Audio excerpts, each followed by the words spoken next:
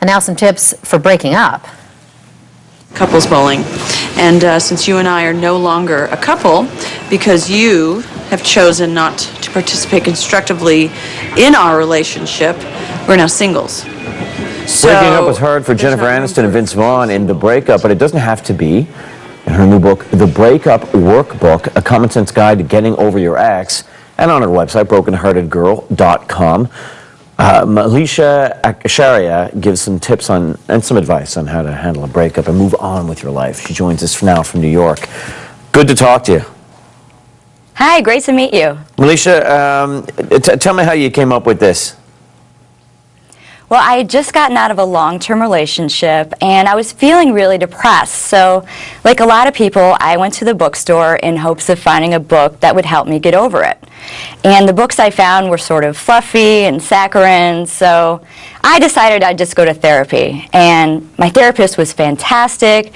She prescribed me some intuitive thinking exercises. Right. So I would get home from work every day, and I would write. And I thought, wouldn't it be great if someone wrote a book with these sorts of exercises in them? And that's sort of how I came up with the Breakup Workbook. And you got some tips here too, and you know, and I love this because nobody really talks enough about breaking up, and yet it's something that, you know, we all go through. Top 5 tips. The first one: throw yourself a pity party. Yeah. So get out some ice cream and eat your heart out. And then get a little sentimental and cry your eyes out. Not a time for salad. Now, contrary to no. But contrary to popular belief, crying is not a sign of weakness. It's actually good for you. Studies show that after you cry, your heart rate and your breathing rate slows. So it puts you in a relaxed state. So go ahead and cry. It's good for you. Now, you recommend online dating, but how long do you wait after a bad breakup before you do that? Well, I'm not saying that you go out and date. What I'm saying is you put yourself online, and the inquiries that you get from people that are interested in you will make you feel sexy and desirable, so that you don't have this notion of you'll never meet someone ever again. And who knows, maybe after you get over your broken heart, you can answer some of the inquiries. You never know who you're going to meet. Absolutely. Change your Facebook status and look what happens. Tip 3.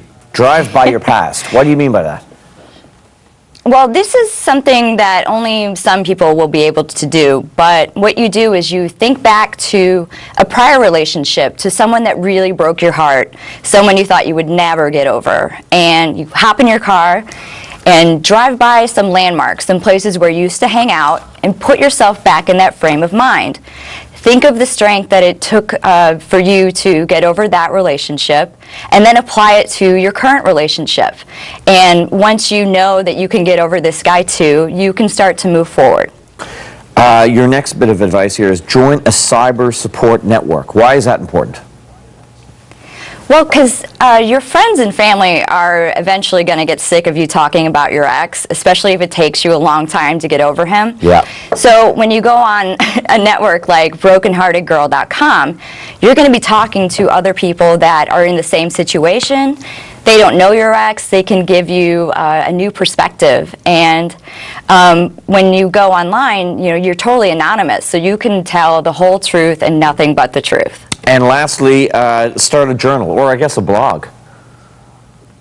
Yeah, well, you can use a guided journal like the Breakup Workbook, or you can grab a diary or a blog, and what you do is you write down everything that you feel, maybe do a pro and cons list, and you use the journal as a tool to show you where you've been, and you use it to create the plan that's going to take you where you need to go.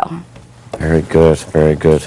Malisha, one last question very quickly. Got to ask you because a lot of people wonder about this. Is the theory that for every year that you're with somebody, it takes 1 month to get over them? So 3 years, 3 months?